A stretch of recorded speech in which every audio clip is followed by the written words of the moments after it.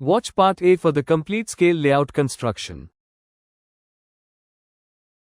Let's now apply the scale of chords to construct specific angles. Begin by drawing a baseline, PQ.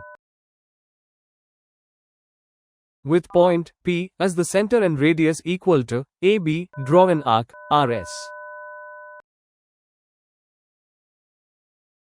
Mark the 40 degrees angle. With R as center and radius equal to 0.40, chord length, cut the arc, RS, at point T. Join PT and produce. The angle QPT represents 40 degrees. Mark the 65 degrees angle. Similarly, with R as center and radius equal to 0.65, chord length, cut the arc, RS, at point U. Join PU and produce.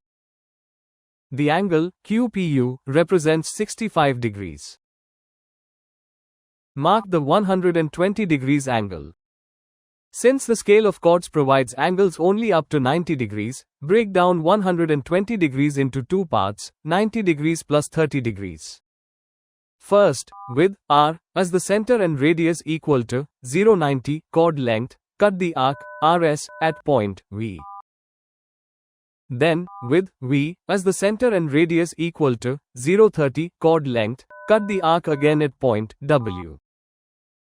Join PW and produce.